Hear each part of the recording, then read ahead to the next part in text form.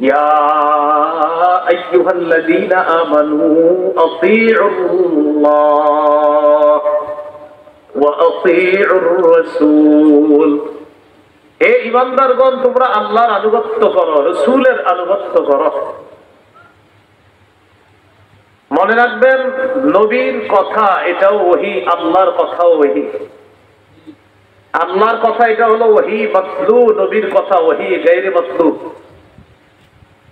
আল্লাহর কথা ওহী, এটা তেলাওয়াত করা হয়, নামাজে পড়া হয়।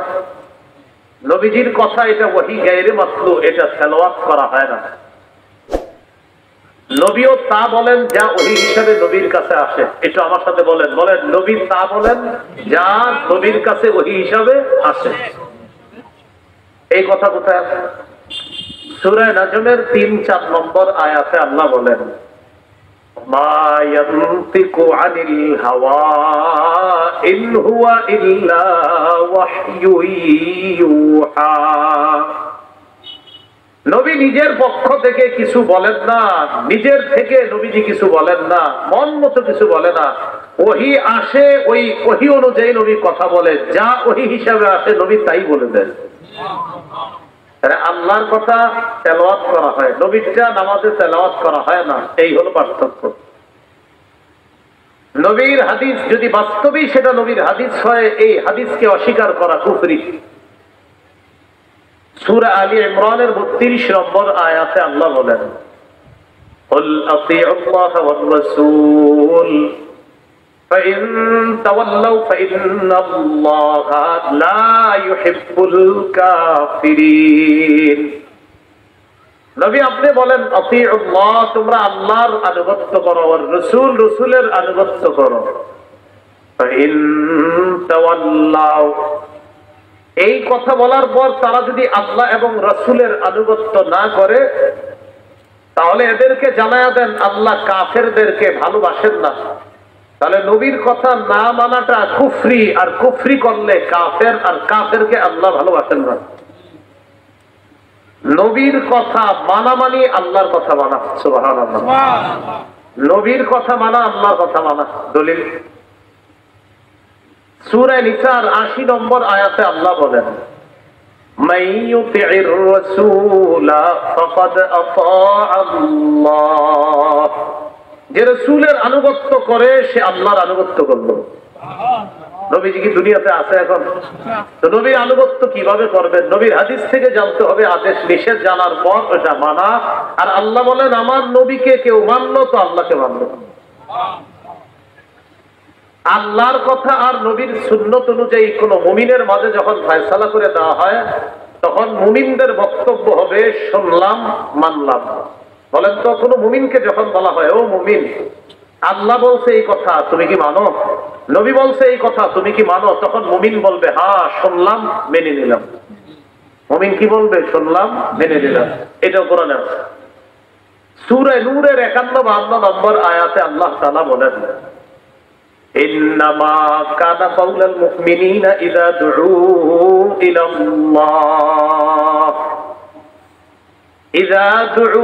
إلى الله ورسوله ليحكم بينهم أن يقولوا سمعنا وأطعنا।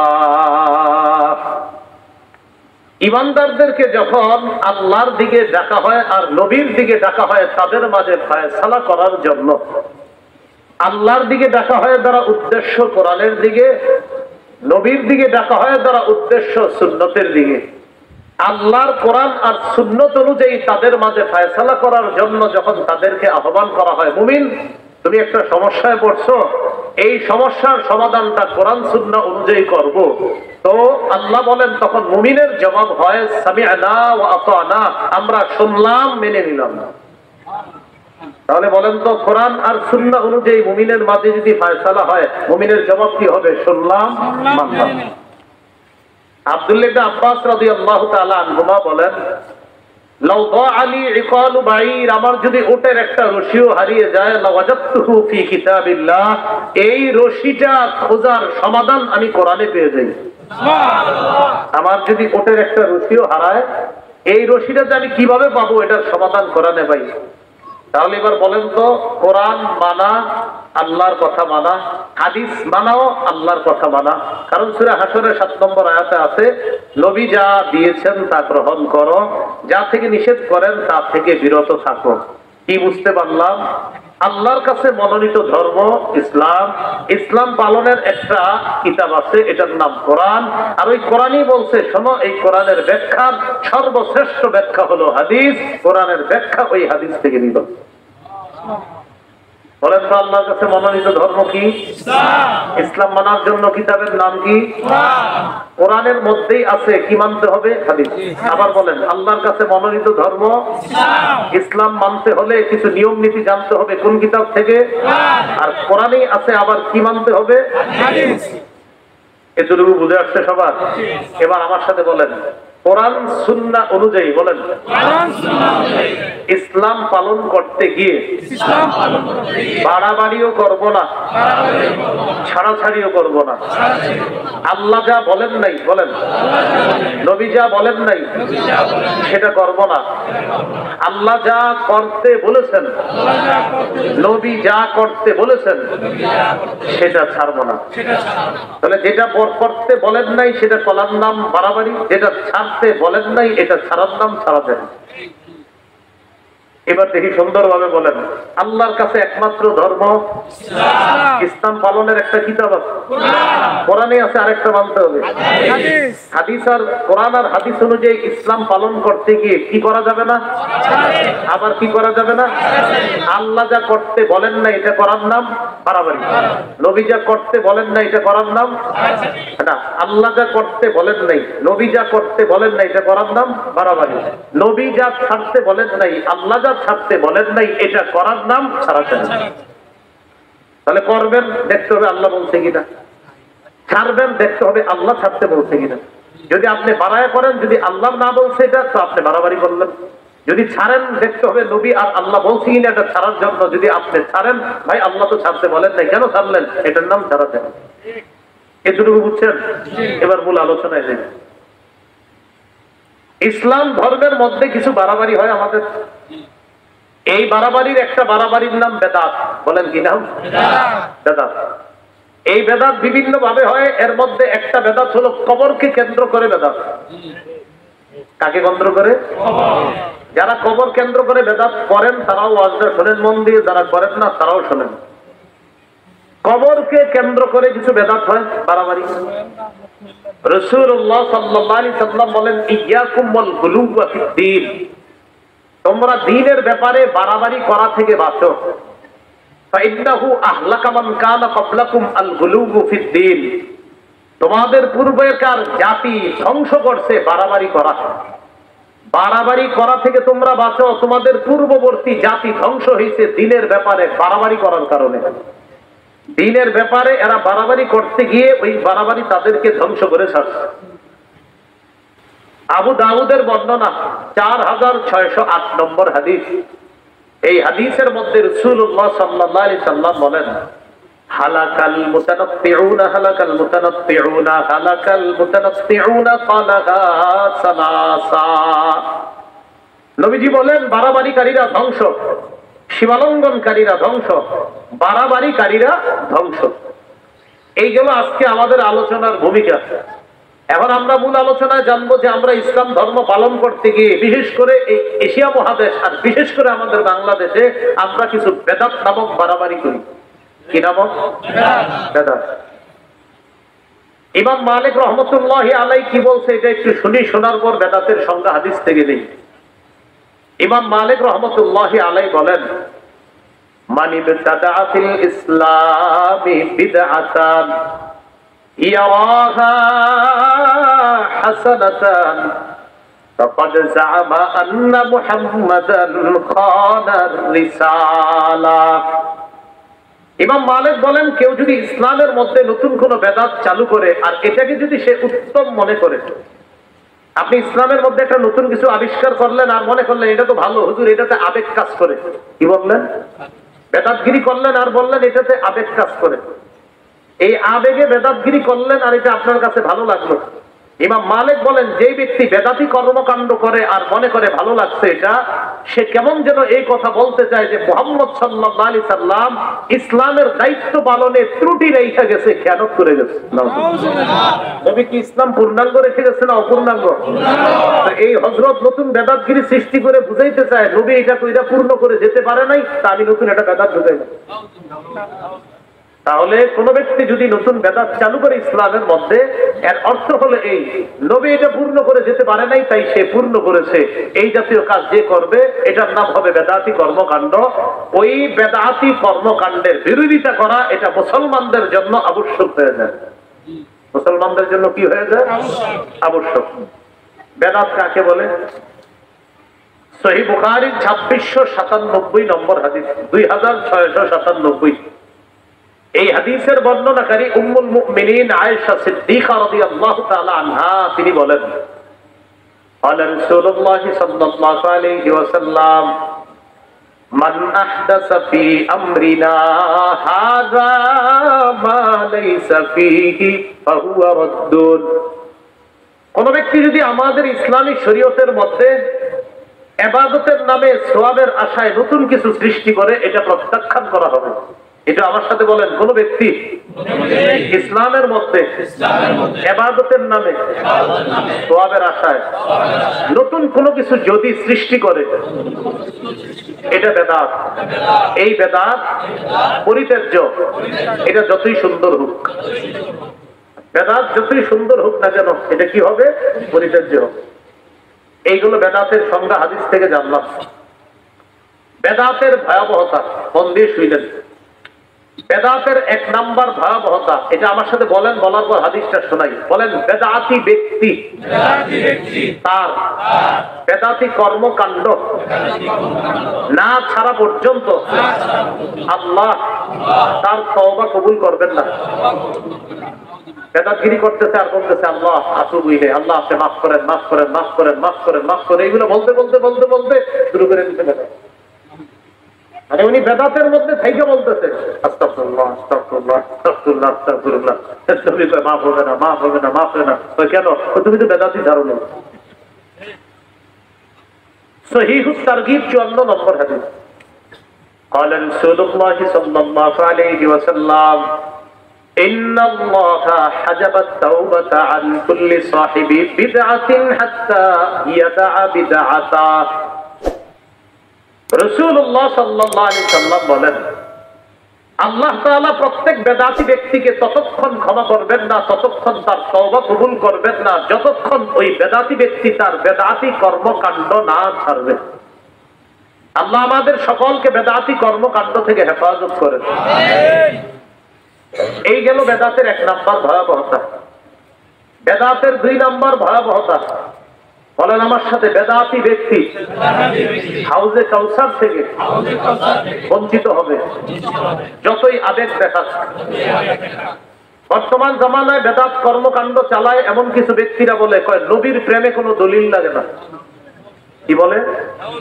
আপনাদেরকে নাচাইবে, গাওয়াইবে, রঙাইবে, রাঙানোর পর বলবে ওয়াহাবিরা বলে, কি এভাবে বলবে? ওয়াহাবিরা বলে, মানে আমরা বুঝাই আর কি, আমরা ওয়াহাবি। ওয়াহাবিরা বলে যে এটার দলিল কি? নবীর প্রেমে কোনো দলিল লাগে না। সামনে যারা থাকে তারা সবাই কয় ঠিক। সামনে যারা থাকে তারা কি বলে? ঠিক। নবীর প্রেমে কি লাগে না বলে দলিল। বিষয়টা কি সুন্দর হলো কথাটা? না। এক হাদিসের মধ্যে আছে, রাসূল সাল্লাল্লাহু আলাইহি সাল্লামের এক সাহাবী নবীর খেদমত করছে, সহিহ মুসলিমের বর্ণনা। খেদমত করার পর নবী বললেন, সাল, তুমি আমার কাছে কিছু চাও। সাহাবী বুদ্ধি করে বললেন, ইন্নী আসআলুকা মুরাফাকাতাকা ফিল জান্নাহ, আমি জান্নাতে আপনার সাথে থাকতে চাই। সুবহানাল্লাহ। রাসূলুল্লাহ সাল্লাল্লাহু আলাইহি সাল্লাম বললেন, আও গায়রা যালিক, তুমি কি এর ছাড়া অন্য কিছু চাও না? না, আমি অন্য কিছু চাই না, আমি আপনার সাথে জান্নাতেই থাকতে চাই, জান্নাতে আপনার সাথী হতে চাই। এই কথা বলার পর নবী বললেন, আইন্নী আলা নাফসিকা বিকাসরাতিস সুজুদ, তুমি এক কাজ করবা, বেশি বেশি সেজদা করবা, নামাজ পড়বা। যত বেশি নামাজ পড়বা, নামাজের মাধ্যমে জান্নাতে আমার তত কাছাকাছি থাকতে পারবা। এখন একদল মানুষের স্লোগান, আমি নামাজ না পড়লেও নবীর প্রেম আছে। অথচ নবী বলতেছে নামাজ পড়লে কাছাকাছি হওয়া যায়, আর হে বলতেছে নামাজ না পড়লেও নবীর প্রেম আছে। হাদিস থেকে কি শিখলাম? নামাজ পড়ে নবীর কাছাকাছি হওয়া যায় না নামাজ ছেড়ে? তাহলে এই স্লোগান যে বলবে যে নামাজ না পড়লেও নবীর প্রেম আছে, নিঃসন্দেহে এই স্লোগানটা এটা একটা প্রতারণা আর ধোঁকা ছাড়া অন্য কিছু না। নবী কয় নামাজ পড়ো আমার কাছে আসো, এ কয় নামাজ না পড়লেও প্রেম আছে। আল্লাহ আমাদেরকে হেফাজত করে। তাহলে 2 নম্বর ভয়াবহতা, যে ব্যক্তি বেদাতি কর্মকাণ্ড করবে রাসূলের হাউজে কাউসার থেকে সে বঞ্চিত হবে। দলিল সহিহ বুখারী 6583 6584 নম্বর হাদিস। এই হাদিসের মধ্যে রাসূল সাল্লাল্লাহু আলাইহি সাল্লাম বলেন, আনা ফারাতুকুম আলাল হাউজ, কিয়ামতের ময়দানে আমি আগে আগে হাউজে কাউসারের সামনে চলে যাব, সেখানে আমি আগে থাকব। মান মাররা আলাইয়া, আমার কোন উম্মত আমার সামনে দিয়ে অতিক্রম করবে, সারিবা যে অতিক্রম করবে সে ওই কাউসারের পানি পান করবে। ওয়ামান শারিবা লাম ইয়াসমা আবাদা, যে ব্যক্তি কাউসারের পানি পান করবে সে জান্নাতে যাওয়ার আগে আর পিপাসার্থ হবে না। তাহলে নিয়ম কি হলো? নবী বলেন আমি কাউসারের সামনে থাকবো, আমার সামনে দিয়ে যে অতিক্রম করবে সেই পানি পান করবে। এবার নবীজি বলেন, লা ইয়ারিদান্না আলাইয়া আকওয়াম আ'রিফুহুম ওয়া ইয়া'রিফুনানি, আমার সামনে এমন একদল মানুষ আসবে যাদেরকে আমি চিনবো, তারাও আমাকে চিনবে। আমি চিনবো, তারা আমার উম্মত, তারা চিনবে আমি তাদের নবী। তো নিয়ম অনুযায়ী আমার সামনে যে আসবে তাকে কাউসার পান করাবো। এখন আমি কাউসার পান করাবো, ইতিমধ্যে দেখবো সুম্মা ইউহালু বাইনি ওয়া বাইনাহুম, আমার মাঝে আর তাদের মাঝে প্রতিবন্ধকতা সৃষ্টি করা হয়েছে। আমি বলবো ফাকুলু ইয়া রাব্বি ইন্নাহুম মিন্নি, আল্লাহ এরা তো আমার উম্মত। আল্লাহর পক্ষ থেকে জবাব দেওয়া হবে, ইন্নাকা লা তাদরি মা আহদাসু বা'দা, নবী আপনি জানেন না দুনিয়া থেকে আপনি চলে আসার পর তারা কত নতুন নতুন বেদাত সৃষ্টি করেছে, এটা আপনার জানা নাই। এই জন্য আপনি আজকে তাদেরকে কাউসার পান করাতে পারবেন না। যেই নবী একটু আগে কাউসার পান করাইতে চাইলেন, এই নবী এখন কি বলবে দেখেন, নবী বলেন আমি তখন বলবো আমার পরে যারা আমার রেখে আসা শরীয়তের মধ্যে নতুন কিছু ঢুকিয়ে শরীয়তকে পরিবর্তন করে দিয়েছে, আমার সামনে থেকে দূর হও দূর হও, আমি চেহারাও দেখতে চাই না। তাহলে একটু আগে কাউসার পান করাইতে চাইলেন, এখন বলতেছে দূর হও। এই জন্য ভাইয়ারা বেদাতি কর্মকাণ্ড করেন না। এলাকার মসজিদের ইমাম খতিব, আশেপাশের মাদ্রাসার ওলামায়ে কেরাম মাঝে মাঝে এগুলা বললে আপনারা পরের দিন চাকরি রদ করে দেন। পরের দিনই বলে হুজুর আসর নামাজ আর পড়ায় না কেন? আমার বাপ দাদা 50 বছর এই কাজ করছে, আপনি আজকে কোথেকে আসছেন? হুজুরে আপনাদেরকে একটা সঠিক জিনিস বুঝাইছে, আপনি দলিল দিলেন আমার আব্বা গত 50 বছর করছে, কইরা মারা গেছে, আমিও গত 20 বছর করতেছি, এ হলো 70 বছর, আমার দাদা করে গেছে আরো 30 বছর, এ হলো 100 বছর, আর আপনি কোথেকে এসে বলতেছেন এটা বেদাত? হুজুর আসরের চার আইছেন না মসজিদ, এটা ঠিক করেন নাই। কেন ঠিক করেন নাই? ইব্রাহিম নবী তার জাতিকে বুঝাইল এইগুলা শিরিক, এই পূজা করা শিরিক। তার জাতি এইগুলা শোনার পর ইব্রাহিম আলাইহিস সালাতু ওয়াস সালামের কথা তারা বুঝছে যে আসলে ইব্রাহিমের কথা সত্য। বুঝা শোনার পর সব যখন ঠিক বুঝে এসে গেছে, এবার ইব্রাহিম নবী বলতেছে এগুলা ঠিক না, এগুলা অন্যায়। এখন দেখেন সর্বশেষ তাদের বুঝার পরে জবাব, ইব্রাহিম শোনো, তুমি যা বুঝানোর বুঝাইছো, ওয়াজাদনা আবাআনা কাযালিকা ইয়াফআলুন, বাপ দাদাদেরকে দেখছি এগুলা করতে, তাই আমরাও করব, আর কোন দলিল চাই। তাহলে বাপ দাদা করছে, এই উত্তরগুলা কাদের? কাফেরদের। ভুল কাজ বাপ দাদা করছে, উত্তরগুলা কারা দিত? কোরআনের অসংখ্য জায়গায় পাইবেন কাফেররা নবীদের কথায় কথায় বুঝাইছে দিত, সর্বশেষ জবাব দিত। নবীর কথা বুঝতো, হা হা তুমি ঠিক বলছো, সব বুঝার পর সর্বশেষ বলতো আমার বাপ দাদা করছে, আমি করি। আবু তালেব একদম নবী গেছে পাশে বসে রয়েছে, আবু তালেবের পাশে চামচারা বসা লিডাররা। আবু তালেবকে রাসূল সাল্লাল্লাহু আলাইহি ওয়াসাল্লাম বলতেছেন, চাচা লা ইলাহা ইল্লাল্লাহ বলেন, উহাজ্জু লাকা বিহা, আমি এই কালিমা আপনি লা ইলাহা ইল্লাল্লাহ বলেন, এটা দিয়ে আল্লাহর কাছে আমি দলিল পেশ করব কিয়ামতের মাঠে, চাচা আপনাকে আমি জান্নাতে নেওয়ার চেষ্টা করব, আপনি একটু পড়েন। আবু তালেব বলল, ভাতিজা তোমার যে ধর্ম এটা সঠিক, এটা আমিও বুঝি, তোমার ধর্ম সঠিক এটা আমি বুঝি, তুমি সঠিক পথে আছো এটাও বুঝি, কিন্তু আমি যদি তোমার এই ধর্ম গ্রহণ করে মারা যাই, মানুষ বলবে ছি ছি বাপ দাদার ধর্ম ছাইরা বাতিদার ধর্ম গ্রহণ করে। তো কাকা এই জন্য ইখতারতুন নার আলাল আর, আমি সম্মান বিসর্জন দিতে পারবো না, প্রয়োজনে আমি জাহান্নামের আগুন গ্রহণ করব, কিন্তু আমি এই সম্মান বিসর্জন দিতে পারবো না। তাহলে আব্বার ঐতিহ্য, দাদার ঐতিহ্য, এগুলো কাদের বক্তব্য? ইমাম সাহেব এনে বুঝাইছে বেদাত, এই বেচারারে বলে হুজুর আসরের চেয়ে আড়াইছেন, এইগুলা করবেন না। তিনি আপনাকে জান্নাতের রাস্তা দেখায় আর আপনি এগুলো বলতেছেন। আল্লাহ আমাদেরকে হেফাজত করেন। বেদাতের 3 নম্বর ভয়াবহতা, যে ব্যক্তি বেদাতি কর্মকাণ্ড করে, বলেন আমার সাথে, যে বেদাতি কর্মকাণ্ড করে, যে বেদাতিকে আশ্রয় দেয়, উভয়ের উপর আল্লাহর অভিশাপ, ফেরেশতাদের অভিশাপ, সকল মানুষের অভিশাপ।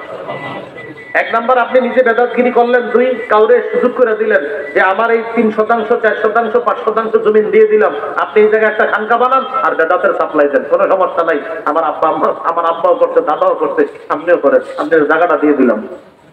এই যে আপনি জায়গা দিলেন বেদাতি কর্মকাণ্ড করার জন্য, আপনার উপর অভিশাপ, আর যে আশ্রয় দিলেন যারে, তার উপরও অভিশাপ তো আছে, সে বেদাতি কাজ করবে। আর আপনি যে জায়গা দিলেন, আপনার উপর অভিশাপ, যতদিন তওবা না করবেন অভিশাপ চলতেই থাকবে, আর এটা থেকে ফিরে না আসা পর্যন্ত আল্লাহ তওবা কবুল করবে না। দলিল সহিহ বুখারী 3172 নম্বর হাদিস, রাসূলুল্লাহ সাল্লাল্লাহু আলাইহি সাল্লাম বলেন, মান আহদাসা ফিহা হাদাসা আও আওয়া মুহদিসা ফাআলাইহি লানাতুল্লাহ ওয়াল মালাইকাতি ওয়ান নাসি আজমাইন। যে ব্যক্তি বেদাতি কর্মকাণ্ড করে, যে কোনো বেদাতিকে আশ্রয় দেয়, তার উপর আল্লাহর অভিশাপ, ফেরেশতাদের অভিশাপ, দুনিয়ার সকল মানুষের অভিশাপ, নাউযুবিল্লাহ। কি শিখলাম ভাই? বেদাতি কাজ নিজে করবো না, কোন বেদাতিকে আশ্রয় দিব না, বলেন ইনশাআল্লাহ। বেদাতের 4 নম্বর ভয়াবহতা, বলেন আমার সাথে, একটা বেদাত কোন এলাকায় প্রতিষ্ঠিত হয়ে গেলে ওই এলাকা থেকে একটা সুন্নত আল্লাহ উঠায় দেয়, সেই সুন্নতটি কিয়ামত পর্যন্ত ওই জাতির কাছে আর ফিরিয়ে দেয় না। কোন এলাকায় একটা বেদাত প্রতিষ্ঠিত হবে, আল্লাহ একটা সুন্নত উঠায় নিবে, এই সুন্নত আর কিয়ামতের আগে ফিরিয়ে দেবে। দলিল সুনানে দারিমি, ইমাম দারিমি রাহিমাহুল্লাহ হাদিস আনছেন মুকদ্দিমার মধ্যে 94 নম্বর হাদিস। قال رسول الله صلى الله عليه وسلم ما ابتدع قوم بدعة في دينهم إلا نزع الله من سنتهم سنة وفي رواية من سننهم سنة। কোন এলাকার মধ্যে কোন জাতি যদি তাদের ধর্মের মধ্যে একটা বেদাত চালু করে, এটা যদি প্রতিষ্ঠিত হয়ে যায়, আল্লাহ তাআলা ওই এলাকা থেকে একটা সুন্নত উঠায় দেয়, সুম্মা লা ইয়ারুদ্দুহা ইলাইহিম ইলা ইয়াউমিল কিয়ামাহ। কিয়ামত পর্যন্ত ওই সুন্নত ওই জাতির কাছে আল্লাহ ফিরিয়ে দেয় না। এই জন্য এলাকার ওলামায়ে হযরত আছেন, এলাকাবাসীর কাছে আমার উদাত্ত আহ্বান, এলাকার মধ্যে যদি কোনো বেদাত দেখেন চালু হয়, কেউ যদি কোনো বেদাত প্রতিষ্ঠিত করে, আলেমদের সাথে মিলেমিশে সম্মিলিতভাবে ওই বেদাতের প্রতিবাদ করবেন, ওই বেদাতকে এলাকা থেকে দূর করবেন, না হয় কপাল খারাপ, কিন্তু আপনাদের সুন্নত কিন্তু আল্লাহ উঠায় নেবেন। ইবনে মাজার বর্ণনা 2865 নম্বর হাদিস, 2865 নম্বর হাদিস। এই হাদিসের মধ্যে আছে قال رسول الله صلى الله عليه وسلم, নবীজি বলেন, ইন্নাহু সায়ালি আমরাকুম মিন বা'দি রিজাল ইউতফিউনা সুন্নাহ ওয়া ইউহদিসুনা বিদআহ ওয়া ইউআখিরুনা আস-সালাতা আন মাওয়াকিতিহা। নবী বলেন, আমার পর তোমাদের ধর্মীয় দায়িত্বশীল হবে এমন মানুষরা, যারা সুন্নতকে মিটাইয়া দিবে। যারা কি মিটাইয়া দিবে? সুন্নত। আপনাদের সামনে এরকম এরকম মানুষ বসে, সামনে লাখ লাখ মানুষ বসে, এই লোক হাজার হাজার লাখ লাখ মানুষের সামনে বৈশা সুন্নত মিটাইয়া দিচ্ছে। এবং তাকে আপনারা দ্বীনের নেতা মনে করতেছেন। নবীজি বলতেছেন আমার পরে ধর্মীয় নেতা হবে এমন এমন মানুষ যারা সুন্নতকে নিভিয়ে দিবে, যারা বেদাত প্রতিষ্ঠিত করবে, যারা সময় মতো নামাজকে নিতে নিতে নিতে নিতে একদম শেষ হতে গিয়ে নামাজ পড়বে। আসরের নামাজ কোনো মতে সূর্য ডুবার সময় গিয়ে আল্লাহু আকবার চারটা ঢোবর দিবে, এরকম করবে। আব্দুল্লাহ ইবনে মাসউদ রাদিয়াল্লাহু তাআলা আনহু বললেন, হুজুর কাইফা বি ইন আদরাকতুহুম, এই জাতীয় বেদাতি যদি পাই কি করব? এখন আপনারা আমরা সবাই একসাথে বলি, চলেন যদি আমরা এই জাতীয় বেদাতি পাই তা আমরা কি করব? নবীজি জবাব দিয়ে দিয়েছেন, লাইসা তাআতুন লিমান আসাল্লাহ, যে আল্লাহর নাফরমানি করে তার কথা মানা যাবে না, যে আল্লাহর নাফরমানি করে তার কথা মানা যাবে না। অতএব যে সুন্নতকে নিভায়া দেয়, বেদাত সৃষ্টি করে, সে আল্লাহর নাফরমান। নবী বলতেছে এই নাফরমানের কথা মানা যাবে না। নাফরমানের কথা কি করা যাবে না? মানা যাবে না। এই হলো বেদাতের 4 নাম্বার ভয়াবহতা। বেদাতের 5 নাম্বার ভয়াবহতা, যে ব্যক্তি বেদাতগিরি করে, আল্লাহ না করেন যদি এই আকীদা নিয়ে মারা যায় যে মরার সময় তার বেদাতি আকীদা, বাস তার ঠিকানা জাহান্নাম।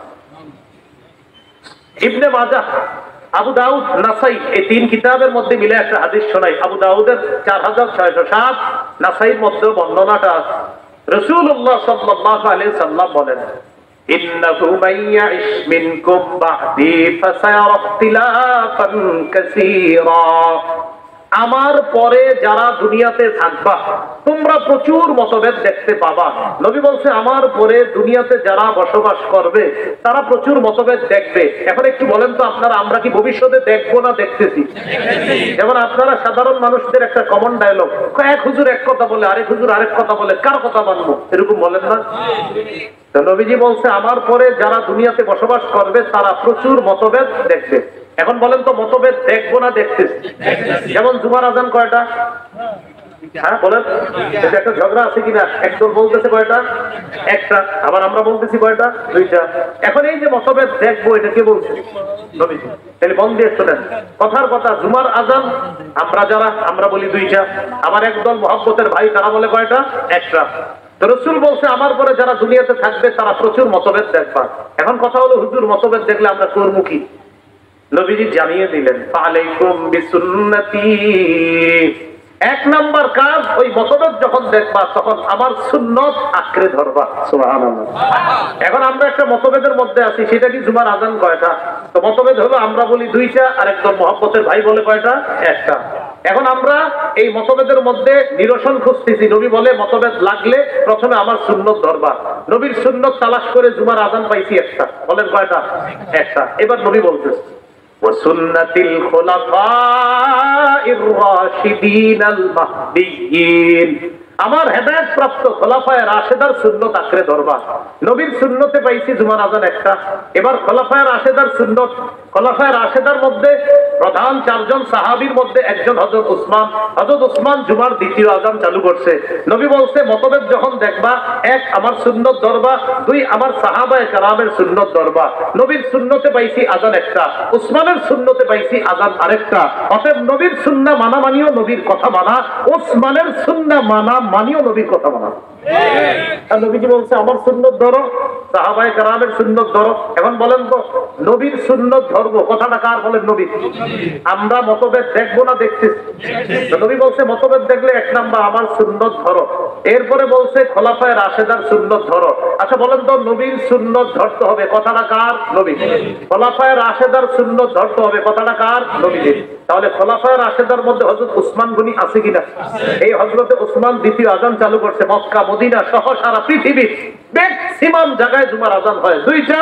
এখন আপনার একদল মহব্বতের ভাই তারা বলতেছে না জুমার আজান একটা, আর আমরা বলতেছি না জুমার আজান 2টা। আমাদের দলিল, নবী বলছে মতভেদ লাগলে আমার সুন্নত খোঁজো, আমার সাহাবীদের সুন্নত খোঁজো। আর নবীর সুন্নত আর সাহাবীদের সুন্নত মানার কারণেই আমাদের নাম আহলুস সুন্নাহ ওয়াল জামাআহ। আমরা নবীর সুন্নাহও মানি, জামাতে সাহাবা তাদের আদর্শও মানি। নবীর সুন্নতে ভাই জুমার আজান একটা, জামাতে সাহাবার আদর্শে ভাই সুন্নত 2টা, জুমার আজান। এই জন্য আমরা জুমার আজান দেই 2টা। আপনার নাম আগে ঠিক করতে হবে, আপনি কি শুধু আহলুস সুন্নাহ না আহলুস সুন্নাহ ওয়াল জামাআহ, এটা ঠিক করতে হবে। যদি বলেন আহলুস সুন্নাহ ওয়াল জামাআহ, তো নবীর সুন্নত মানতে হবে, সাহাবায়ে কেরামের আদর্শ মানতে হবে। আচ্ছা, এবার সাধারণ জনগণ দেই, বুঝছেননি? বলেন, আমরা মতভেদ দেখবো, কথাটা কার? নবী। এখন জুমার আযান একটা না দুইটা, এই মতভেদটা কি দেখবো না দেখতেছি? এবার নবী বলছে মতভেদ দেখলে এক, কার সুন্নত খুঁজবো? নবী। 2 নাম্বার কার সুন্নত? সাহাবীদের। বলেন তো, নবীর সুন্নতে জুমার আযান পাই কয়টা? সাহাবীদের সুন্নতের মধ্যে জুমার আযান পাই কয়টা? নবীর সুন্নত মানা, কথাটা কার কথা? নবীর। সাহাবীদের সুন্নত মানা, কথাটা কার? আল্লাহ আমাদেরকে বোঝার তৌফিক দান করেন। এরপর নবী বলেন, ইয়্যাকুম ওয়াল মুহদাসাত,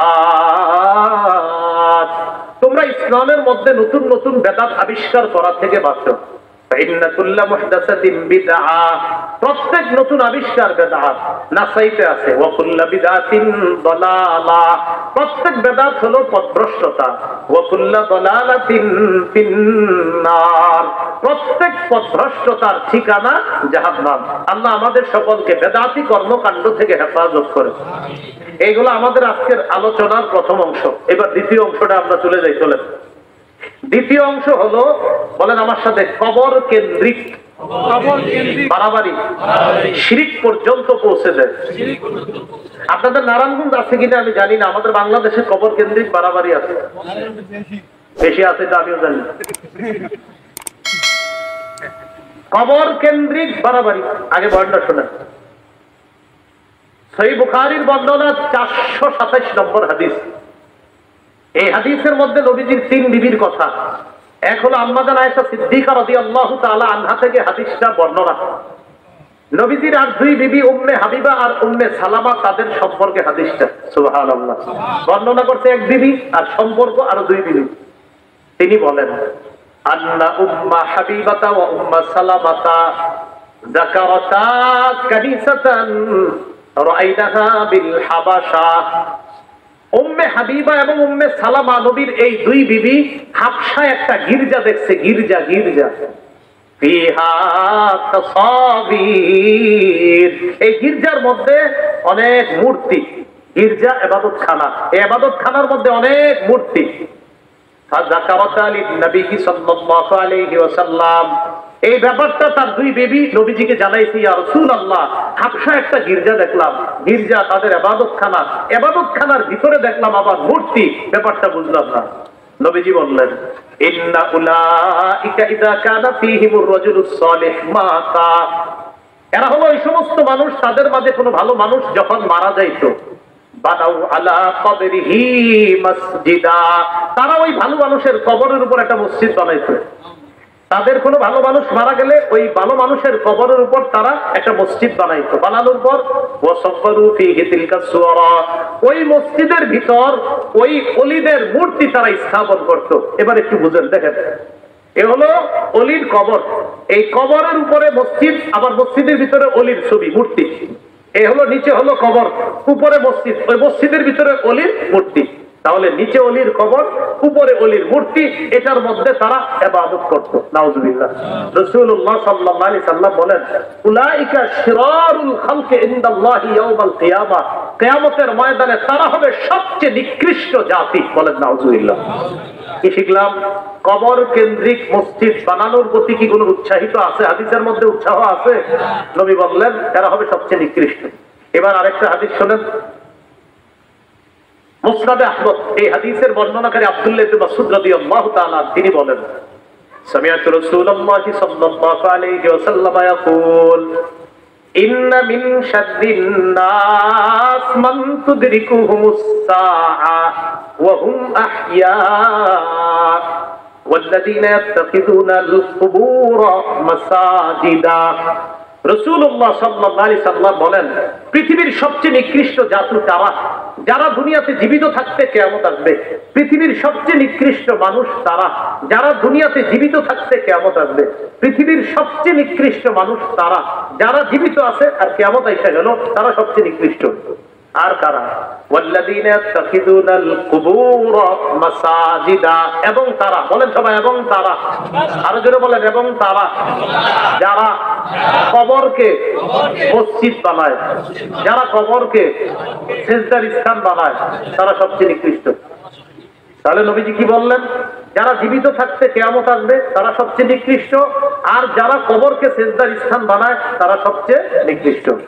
এবার আরেকটি হাদিস শোনেন, সহিহ মুসলিমের বর্ণনা, 1075 নম্বর হাদিস, আমাদের মাদ্রাসার পাঠ্যপুস্তক অনুসারে 532 নম্বর হাদিস, আর আপনাদের পকেটের উস্তাদ অনুযায়ী 1075। পকেটে অনেকে উস্তাদ রাখে, মানে মোবাইল, এটাই উস্তাদ।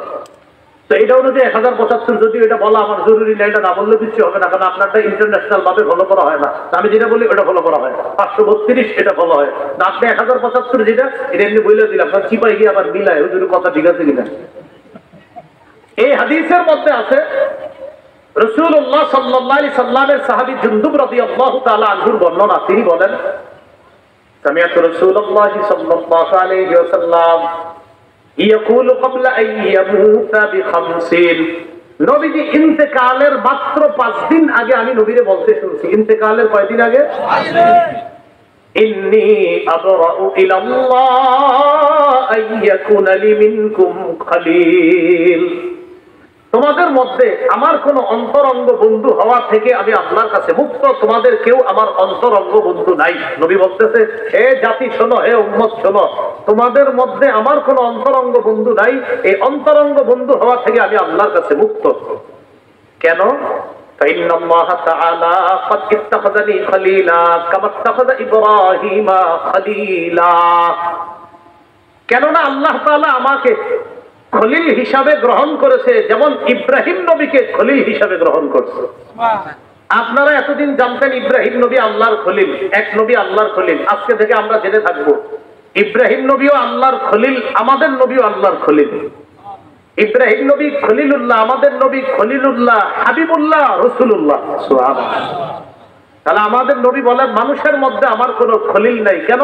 আল্লাহ আমাকে খলিল হিসাবে গ্রহণ করেছেন। কেমনি ভাবে? ইব্রাহিম নবীকে খলিল হিসাবে গ্রহণ করেছেন। এরপরে নবী বলেন, লাউ কুনতু মুত্তাখিযান মিন উম্মতি খলিলা লাত্তাখাযতু আবা বকরিন খলিলা, আমি যদি আমার উম্মতের কাউকে আমার অন্তরঙ্গ বন্ধু হিসাবে গ্রহণ করতাম, তাহলে আবু বকরকে আমার খলিল অন্তরঙ্গ বন্ধু হিসাবে গ্রহণ করতাম। তাহলে বলেন তো, আমাদের নবীর কোন খলিল আছে? নাই। যদি খলিল বানাইতেন মানুষের মধ্যে কাউকে, কোন সাহাবীকে বানাইতেন? আবু বকরকে। কিন্তু নবী কার খলিল? আল্লাহর খলিল। এই কথা বলার পর নবী বলেন, আলা ওয়া ইন্নামান কানা ক্বাবলাকুম, শোনো তোমরা, তোমাদের পূর্ববর্তী জাতি যারা, ইত্তাখাযু কুবুর আমবিয়াইহিম ওয়া সালিহিহিম মাসাজিদা, তোমাদের পূর্ববর্তী জাতি তাদের নবীর কবর আর নেককার মানুষের কবরগুলোকে মসজিদ বানাইছে, সিজদার স্থান বানাইছে। তোমাদের পূর্ববর্তী জাতি নবীদের কবর সমূহকে আর নেককার মানুষদের কবরকে সিজদার স্থান বানাইছে। শোনো তোমরা কিন্তু কবরকে সিজদার স্থান বানাও না। নবী কি বুঝাইতে চায়? হে আমার উম্মত, অন্য জাতি যেমন নবীদের কবরকে সিজদার স্থান বানাইছে, নেককার মানুষদের কবরকে সিজদার স্থান বানাইছে, এই কাজ কিন্তু তোমরা করো না। কারণ নবী তো ইন্তেকাল করবে, নবী বিদায় নিবে, নবী আর বেশি দিন বাকি নেই, মাত্র 5 দিন বাকি আছে। নবী ওই 5 দিন আগে বলতেছে, সাবধান, অতীতের জাতি তাদের নবীর কবরকে সিজদার স্থান বানাইছে, এই কাজ কিন্তু তোমরা করো না। নেককার মানুষকে কেন্দ্র করে সিজদার স্থান আমাদের দেশে তালাশ করলো আমাদের, হ্যাঁ, নেককার মানুষকে কেন্দ্র করে সিজদার স্থান এই দেশে তালাশ করলো, হবে না। আল্লাহ হেফাজত করেন।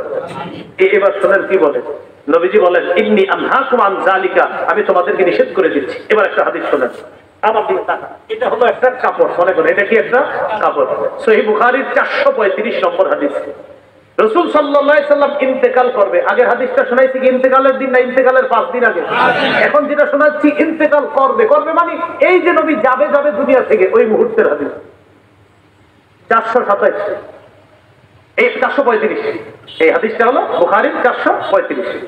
এই হাদিসের মধ্যে আছে, লাম্মা নুজিলা বিরাসূলিল্লাহি সাল্লাল্লাহু আলাইহি ওয়াসাল্লাম, নবী যখন মুমূর্ষু অবস্থায়, নবী যখন ইন্তেকাল করবে মুমূর্ষু অবস্থায়, কাদা ইয়াতরাহু খাবিসাতান আলা ওয়াজহিহি, নবী তার চেহারার উপর একটা কাপড় দিয়েছিল, চেহারার উপর একটা কাপড় দিয়েছিল। ফাইযা তাম্মা, প্রাণটা যখন বের হবে অবস্থা, কাশাফাহা আন ওয়াজহিহি, চেহারা থেকে কাপড়টা সরাইছে। তাহলে মুমূর্ষ অবস্থায় কাপড় দিছে, এবার বলতেছে ফাইদা সাম্মা, প্রাণটা বের হবে অবস্থায় কাপড়টা সরাইছে। সরানোর পর বললেন লানাতুল্লাহি আলাল ইয়াহুদি ওয়ান নাসারা, ইহুদিদের উপর আল্লাহর অভিশাপ, খ্রিস্টানদের উপর আল্লাহর অভিশাপ। কেন? ইত্তাখাযু কুবুর আমবিয়াইহিম মাসাজিদা, তারা তাদের নবীদের কবরকে সিজদার স্থান বানাইছে। নবী বুঝাইতে চায়, এই আমি কিন্তু চলে যাচ্ছি, সাবধান, আমার কবরকে কেন্দ্র কইরা এই জাতি উল্টাপাল্টা কাজ করবা না। তাহলে কি শিখলাম? ইন্তেকাল করবে করবে অবস্থায় বলতেছে ইহুদিদের উপর অভিশাপ, খ্রিস্টানদের উপর অভিশাপ, তারা তাদের নবীর কবরকে সিজদার স্থান বানিয়েছে। উম্মত এগুলা করবা না। ইউহাদ্দিরু মা সানাউ, তারা যা করছে এই ব্যাপারে তার উম্মতকে নবী সতর্ক করে দিচ্ছে। আল্লাহ আমাদেরকে হেফাজত করেন। এবার আমার সাথে বলেন, বলেন কবরকে কেন্দ্র করে উৎসবের স্থান বানানো যাবে না, মেলা বসানো যাবে না। জি রবিউল আউয়ালে বসে আশেপাশে, আমি কি বলছি আপনারা না বলতেছেন, যদি বৈশা থাকে তো এটা নিষেধ। কবরকে কেন্দ্র করে মেলা বসানো নিষেধ। দলিল আবু দাউদের বর্ণনা 2042 নম্বর হাদিস। এই হাদিসের মধ্যে আছে قال رسول الله صلى الله عليه وسلم لا تتخذوا بيوتكم قبورا, তোমরা তোমাদের ঘরগুলোকে কবর বানায়ো না। ঘর কবর বানায় কিভাবে? নফল নামাজ না পড়লে, জিকির না করলে, কোরআন তেলাওয়াত না করলে ঘর কবরের মতো হয়ে যায়। নামাজ পড়েন ঘরেও, জিকির করেন, নফল নামাজ পড়েন, তেলাওয়াত করেন, না হয় ঘর কবর হয়ে যায়। এরপরে কি বলে দেখেন, ওয়ালা তাজআলু কবরি ঈদা, আমার কবরকে কেন্দ্র করে উৎসবের স্থান বানায়ো না, আমার কবরকে কেন্দ্র করে মেলা বসাবা না, নবী বলতেছে। তাহলে পৃথিবীর শ্রেষ্ঠ যিনি, আল্লাহর পরে একমাত্র শ্রেষ্ঠ যিনি, তিনি বলছে সাবধান, আমি যেখানে ইন্তেকালের পরে থাকবো সেই জায়গা কেন্দ্র করে কোনো মেলা বসাবা না, উৎসবের জায়গা বানাবা না। এরপরে নবী বলেন সাল্লু আলাইয়া, আমার উপর দুরূদ পড়বা, বেশি বেশি দুরূদ। ফাইন্না সালাতাকুম তাবলুগুনি হাইসু কুনতুম, তোমরা যেখান থেকেই দুরূদ পাঠাও সেখান থেকে দুরূদ সাথে সাথে আমার কাছে পৌঁছে যায়। সুবহানাল্লাহ। তাহলে কবরকে কেন্দ্র করে মেলা বসানো নিষেধ। বলে মেলা বসানো কি নিষেধ? এবার আসেন বলেন কবরের উপর বসা নিষেধ, কবর সামনে রেখা নামাজ পড়া নিষেধ। অনেকে আবেগে কি করে, মসজিদের মাঝখানে কবরটা রেখা সর্বাপি মসজিদ, আবেগ আলেম ওলামাদেরকে না জিজ্ঞাসা করে মসজিদ বানা হবে কি ভাই আপনারা কবর মাঝখানে রাখছেন না? আবেগ।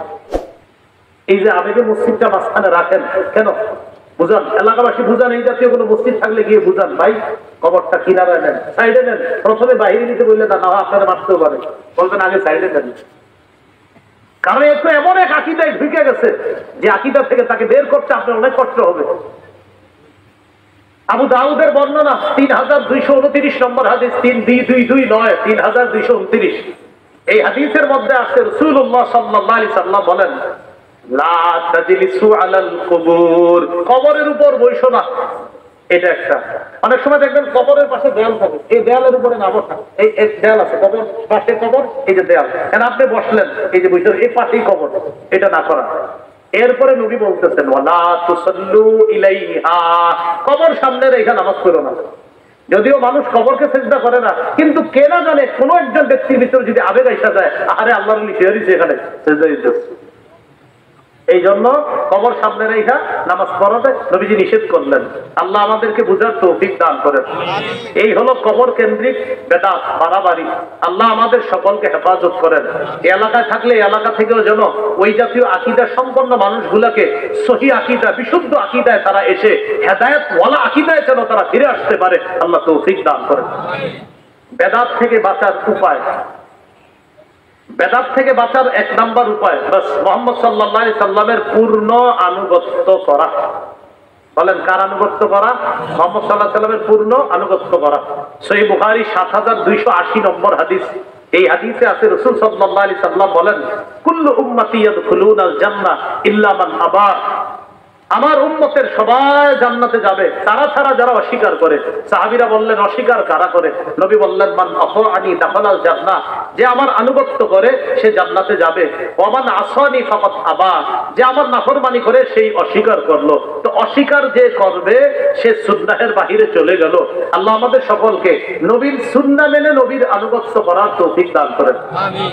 2 নাম্বার উপায়, বলেন আমার সাথে, সুন্নত বেশি বেশি জিন্দা করা, সুন্নতের ব্যাপক প্রচার প্রসার করা।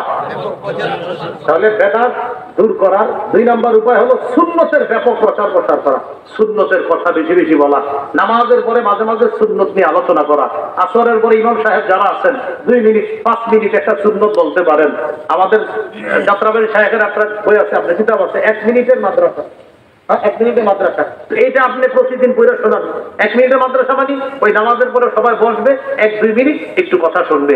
এই এলাকাবাসী যারা আছেন, আর এই মানুষগুলা কোথায় যাবে? তো আশেপাশের ইমাম সাহেব যারা আছে তাদের প্রতি আবদার থাকবে, আপনারা প্রতিদিন আসরের পরে আপনি যেভাবে সুন্দর হয় আর কি, মানে আমার একটা আবদার রইল আর কি, আসরের পরে 2 মিনিট 3 মিনিট একটু একটা কিতাব পড়ে শোনায় দেন যে, প্রিয় মুসলিম ভাইয়েরা, এখন একটা সুন্নত আপনাদেরকে শোনায় দেওয়া হবে। তো এই সুন্নতটা আপনি তাকে বলেন, 1 দিন বলেন, 2 দিন বলেন, 3 দিন বলেন, আর কে জানে আপনি 10 দিন 5 দিন 15 দিন 20 দিন বলার পর হতেও তো পারে তিনি ওই কাজ শুরু করে দিতে, আমল শুরু করে দিতে।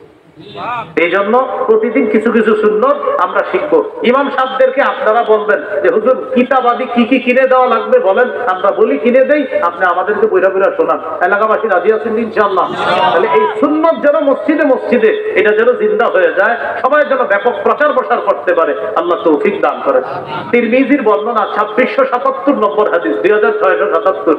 এই হাদিসে আসছে রাসূল সাল্লাল্লাহু আলাইহি সাল্লাম বলেন, মান আহইয়া সুন্নাতাম মিন সুন্নতি, আমার একটা সুন্নত যদি কেউ জিন্দা করে, ফালাহু আজরু মান আমিলাহা। কোন ইমাম সাহেব যদি একটা সুন্নত প্রচার করে, এই এলাকার 100 মুসল্লি যদি ওই সুন্নতটা পালন করে, ওই ইমাম সাহেবের আমলনামায় 100 জনের সওয়াব আল্লাহ দিবেন। তাদের সওয়াব কাটা হবে না, মিন গায়রি আইয়ুন তাকাসাবিন উজুরিহিম শাই, তাদের সওয়াব থেকে একটু কাটা হবে না, তাদের সমপরিমাণ সওয়াব সুন্নত জিন্দাকারীর আমলনামায়ও আল্লাহ দিবেন। ঘরের মা বোন যারা আছে তাদেরকে এই সুন্নতের কিতাবগুলা আপনারা কিনে দেন, তারাও যেন সুন্নত শিখতে পারে। সাধারণত কবর কেন্দ্রিক বাড়াবাড়ির প্রতি আমাদের মা বোনদের অনেক আগ্রহ আছে। মা বোনরা একটু নরম হয়তো, এদেরকে যেমনি বুঝে মনে করে আহারে না জানি কি আছে সেখানে, এইগুলা করতে গিয়ে আপনার এই কবর কেন্দ্রিক বাড়াবাড়ির মধ্যে মা বোনরাও লিপ্ত হয়ে যায়। খুব মন দিয়ে শোনেন, আল্লাহর কাছে মনোনীত ধর্ম ইসলাম, পালনের একটা কিতাব আছে, কোরআনেই আছে কি মানতে হবে, কোরআন এবং হাদিস অনুযায়ী ইসলাম মানবো। কি করা যাবে না? বাড়াবাড়ি। আর কি করা যাবে না? ছাড়াছাড়ি।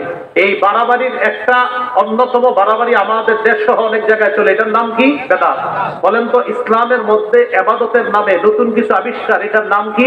বেদাত। আল্লাহ আমাদের সকলকে বেদাতি কর্মকাণ্ড থেকে আমরা যেন বেঁচে থাকতে পারি, আল্লাহ তৌফিক দান করেন। সামনের মাসটা কি মাস? আরবি মুহররম। এই মুহররম মাসটা কেন্দ্র করেও অনেকের আবেগ এখন উঠলে উঠবে, এখন মানে আবেগ, খুব আবেগী। এবং আপনাদের বুঝাবে, হুজুর এই আবেগী হইতে হলেও ভাগ্য লাগে, বুঝলেন? এই আবেগ বাড়তেই থাকবে, দেখবেন বাড়তে বাড়তে এই আবেগ যে কোথায় গিয়ে পৌঁছবে। শুধু কি আবেগ, যখন দেখবে যারে নিয়ে আবেগটা, তার কবর তো বাংলাদেশে নাই, এর একটা কবর বানায় ফেলবে দেশে, বানায় এটা নিয়ে আপনার এটাতে কলা দিবে, আম দিবে, জাম দিবে, কাঁঠাল দিবে, টাকা দিবে। কারে দেয়? কি এক আজীব মস্তিষ্ক নিয়ে বসবাস করে। কবরের সামনে একটা বাচ্চা বসে বসে পায়, স্যার 10টা টাকা দান করেন। দান করে না, ওই কবরে মরা মানুষটা দিকে 10,000 দিয়েছে। জিন্দা মানুষ কত চাইছে? 10। আরে জিন্দা মানুষ কত টাকা চাইছে? 10। দেয় নেই 10। মরা মানুষের দিছে কত? 10,000। এ বলেন না, মরা মানুষের দিছে কত? স্যার 10 টাকা দেন, পেটে দিতা দেয় না, মরা মানুষের দিয়েছে 10,000। এই সমস্ত অসুস্থ মস্তিষ্ক কবে আমাদের বুঝে আসবে বলেন? আল্লাহ আমাদের সকলকে বুঝার তৌফিক দান করেন, আমরা যেন এই কথাগুলো মেনে চলতে পারি, সবাইকে আল্লাহ তৌফিক দান করেন। আমার এই আলোচনাটা মিম্বরের আমানত যাদের কাছে আছে, আপনাদের সম্ভবত 2য় খণ্ডে এই পুরো আলোচনাটা পাবেন। 2য় খণ্ডে এই পুরো আলোচনা, আরো বেশি আছে আলোচনা, ওখানে পেয়ে যাবেন। মিম্বরের আমানত যারা সংগ্রহ করেন নাই, আমার আপনার থাকবে, সংগ্রহ করে নিন। এই সংকলনটা আপাতত 6 খণ্ডে আছে, অনলাইন থেকে সংগ্রহ করা যায়, আপনারা সংগ্রহ করে নেবেন। প্রথম খণ্ডে সন্তানের 64টা অধিকার, 2য় খণ্ডে এই যে শিরিক বেদাত কুফর তাওহীদ, 3য় খণ্ডে হালাল হারাম, 4র্থ খণ্ডে স্বামীর 24টা অধিকার, স্ত্রীর 19টা অধিকার, 5ম খণ্ডে ইসলামের প্রথম ভিত্তি, 6ষ্ঠ খণ্ডে ইসলামের 2য় ভিত্তি নিয়ে আলোচনা। আপাতত মার্কেটে 6 খণ্ডে আছে। ওরা এখানে প্রকাশনী থেকে নিয়ে এসেছে, ওরাও নিয়ে এসেছে এখানে আমার বলছে বলার জন্য। এখানে মনে হয় 4 খন্ড আছে ওদের কাছে, যাদের লাগবে নিয়ে যেতে পারেন। যারা নিবেন তাদের প্রতি আমার একটা আবদার থাকবে, প্রতিদিন একটু হইলেও মুখস্থ করে দিন। বিশেষ করে সন্তানের 64টা অধিকার, জামাই বউ 2জন মুখস্থ করে ফেলবেন, 5টা মুখস্থ করে শোনাইবেন একজন আরেকজনের, এটা কাজে লাগবে কিন্তু ইনশাআল্লাহ। আল্লাহ আমাদের সকলকে আজকের যে বেদাত নিয়ে আলোচনাটা হয়েছে এটা যেন বুঝে শুনে আমরা বেদাত পরিত্যাগ করতে পারি, আল্লাহ তৌফিক দান করেন। আলহামদুলিল্লাহ।